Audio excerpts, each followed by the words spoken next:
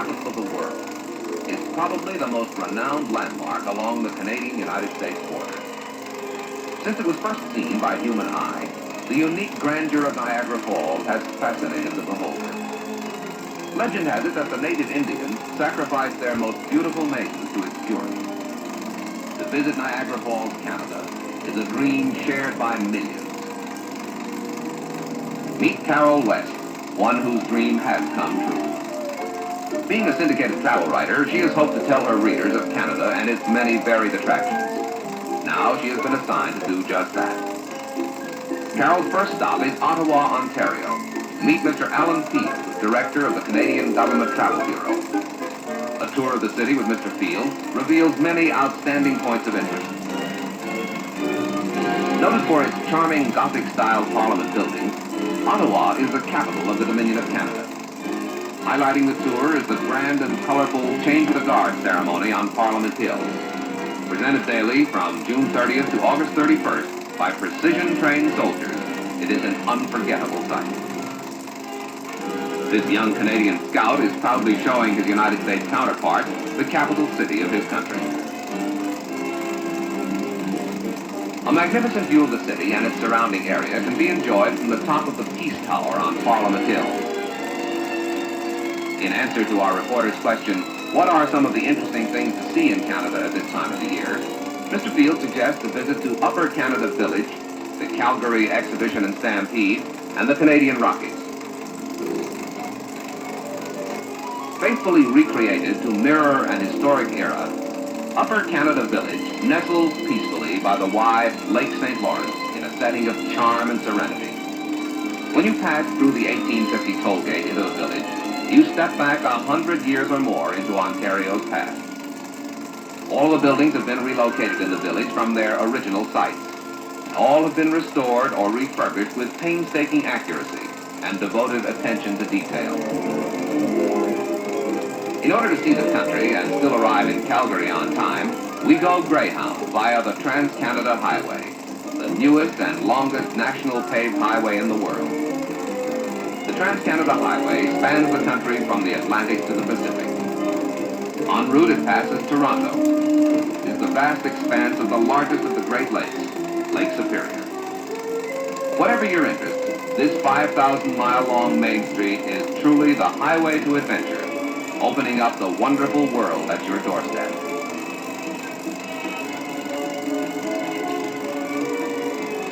Skirting the Great Lakes and crossing the prairies, we arrive in Calgary, Alberta to find the city feverishly excited. Calgary, once called Cowtown, keeps the tradition alive each year with the Calgary Exhibition and Stampede, which has been called the greatest outdoor show in the world. The Stampede Parade, annually enjoyed by more than 160,000 people, ushers in the wild and woolly Western week.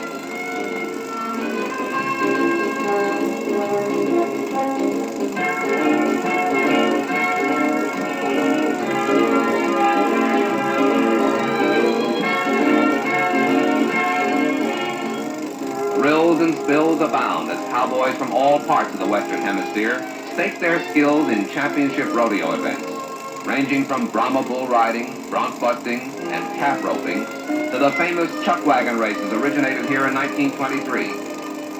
Sit back, partner, and enjoy the world's biggest rodeo where competition is toughest, prizes highest, and excitement at an all-time peak.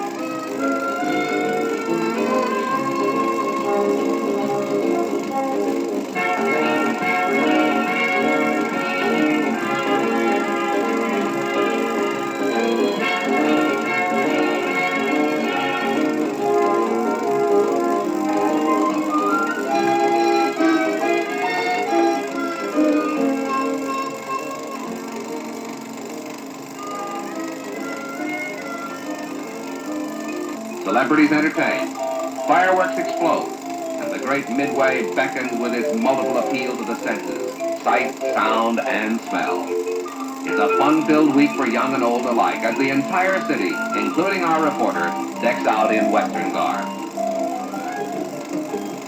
Leading the scene of the Old West, Carol chooses the smooth rolling comfort of a Greyhound Trans-Canada Highway tour coach for a guided tour through the Canadian Rockies to Victoria, British Columbia.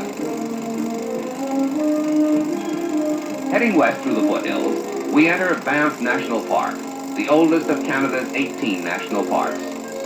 Numerous ski lifts throughout this area make it a winter paradise for skiers.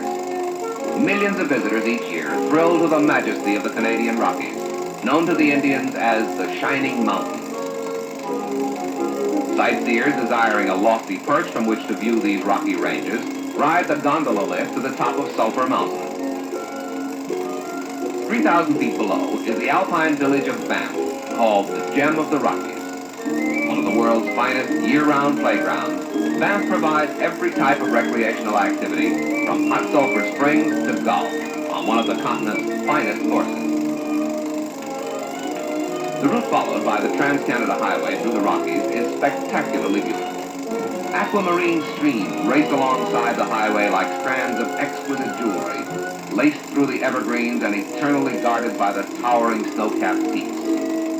Such magnitude and beauty is almost unbelievable.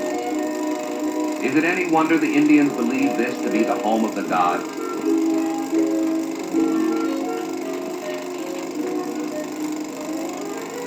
Ahead, looking like a mighty fortress, is Mount Eisenhower. Once called Castle Mountain, its name was changed after World War II in honor of the Supreme Commander of the Allied forces. Markers identifying each mountain are located at strategic places throughout the park as a convenience to visitors. Following the valley of the Bow River, we arrive at lovely Lake Louise, where the world-famous Victoria Glacier creates an awesome backdrop for the emerald waters. Colorful Iceland poppies complement the scene and provide endless opportunities for photographers. Nearby, lying both in Banff and Jasper National Parks, is the vast Columbia Ice Field, the largest body of ice south of the Arctic Circle. Over 100 square miles in area, it is called the Mother of Rivers, because it is the source of rivers emptying into the Pacific, Atlantic, and Arctic Oceans. We pause at the tongue of the Athabasca Glacier to watch snowmobiles moving like tiny dots across the great expanse of ice. Uh-oh. With all this snow around, it looks like Carol is bound for mischief, and someone is in for a cool surprise. She may not be a major leaguer, but the form is okay. All of Canada's national parks are fully protected nature preserves. Wildlife such as these agile mountain sheep may be seen foraging unafraid along the highway. Always a favorite with tourists is the black bear. Many have lost their fear of man and appear tame, but do not forget they are wild animals and can be extremely dangerous. Informed visitors will observe park regulations which prohibit feeding the bears. Approaching the British Columbia border, we cross the Great Divide. On one side, all waters flow east to the Atlantic. On the other side, they flow west to the Pacific. Rogers Pass has been described as the world's most beautiful main highway drive.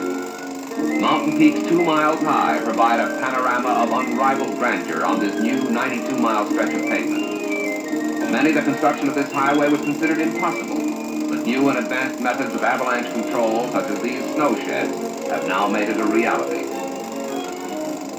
Another black bear, and this one seems to have traveling on his mind, or perhaps he was just reading the sign on the side of the bus. Even the bears want to go Greyhound, but the driver closed the door on that idea. People? Yes. Bears? No. Passing through the ancient Selkirk Mountains, we begin to see a change in the terrain. Thick stands of evergreen give way to a drier climate where sagebrush rules. This is country which was once known only to the Indians, later opened up by the fur trade. We cross rivers that once knew the frenzy of men panning for gold. Now they teem with migrating salmon. Canada is a colorful country, rich in landscape, Indian folklore, and legends of the gold rush days.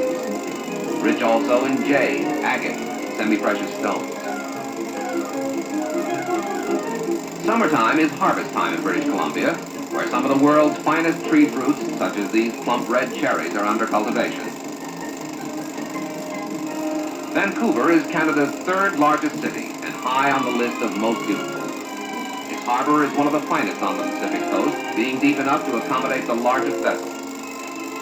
Basking in the tempering influence of the Japanese current, Vancouver's climate is mild year-round. At Stanley Park, in the heart of the city, fantastically carved Indian totem poles are on display. Found only in the Pacific Northwest, they are an intriguing link with the past. A link with the present, the beautiful setting facing the mountains, is the symbolic Lions Gate Bridge, which connects Vancouver with North and West Vancouver. Just a short trip by ferry across the Straits of Georgia is Vancouver Island and the quaint capital city of British Columbia, Victoria. This city is as English as Devonshire tea. Victoria is uniquely different from any other place on the continent. Tea shops, lampposts adorned with flower baskets, cricket fields, and London buses charm tourists as being a bit of the old country. Located a short distance from the city is world-famous Bouchard Gardens. Beautiful and fragrant flowers have been gathered from the ends of the earth to make this a wonderland of beauty. The fantasy of flowers and enchanting pools form a magnificent background for a multitude of picture possibilities. These flowers may fade, but the excitement and romance of this vast and spectacular country will remain vividly alive in Carol's memory and will be something very special to share with her readers. She will have to tell them, however, there is only one way to experience the wonder and beauty that is Canada. Visit there in person, for Canada is a land of adventure. Whether you seek the grandeur of Niagara, the pageantry of British traditions in Ottawa, the spine-tingling excitement of Stampede Week in Calgary, the majesty of the Canadian Rockies, the shimmering splendor of Lake Louise, these poignant reminders of a great Indian heritage, all this and much more is waiting just for you. Only a step away, across an historically undefended border, is Canada, the wonderful world at your doorstep.